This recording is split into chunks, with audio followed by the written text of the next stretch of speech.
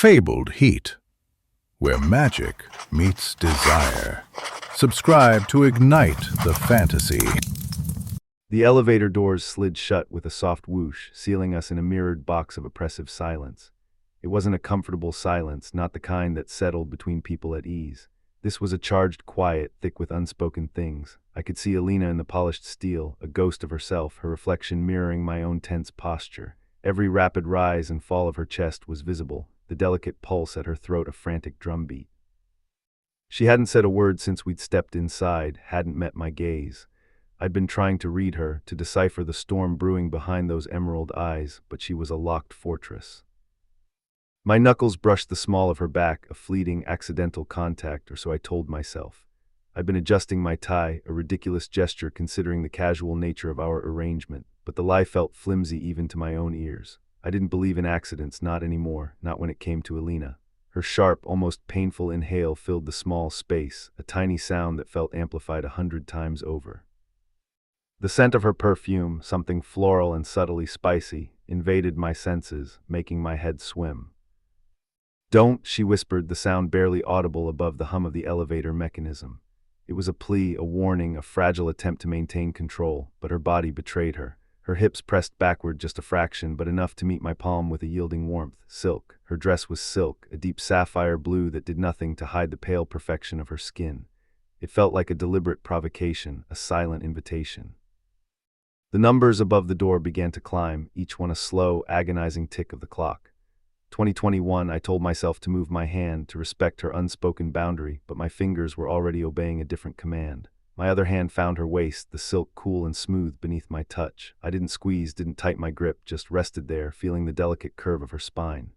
My fingers dug lightly into the fabric, a subtle pressure that sent a shiver through her. I could feel it, a tremor that ran from her waist to the nape of her neck.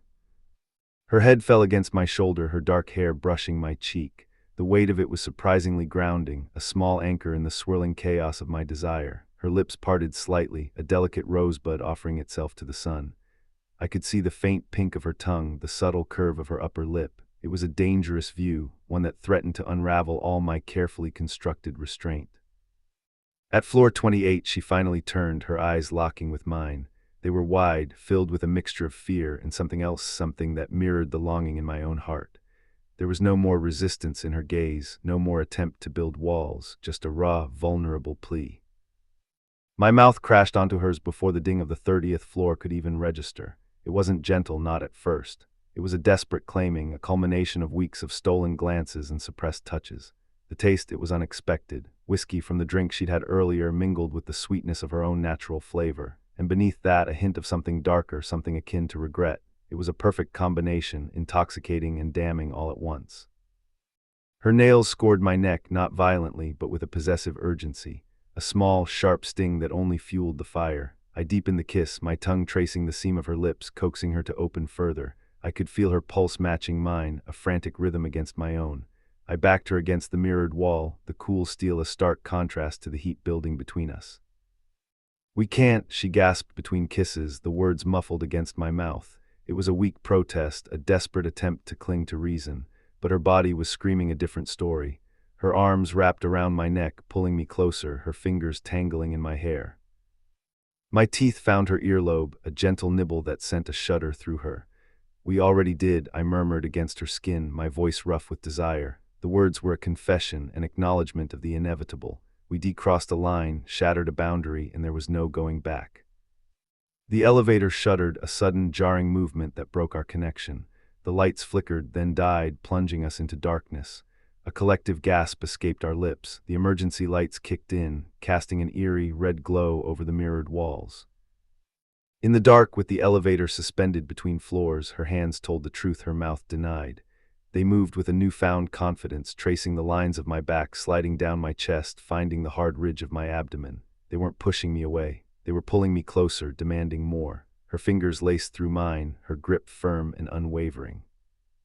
I turned, my hands finding her face, my thumbs tracing the curve of her cheekbones. I could feel the rapid beat of her pulse beneath my fingertips. "Alina," I breathed, her name a prayer, a plea, a promise.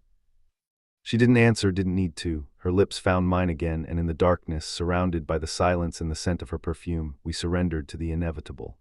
The elevator could remain stuck for hours, for days even.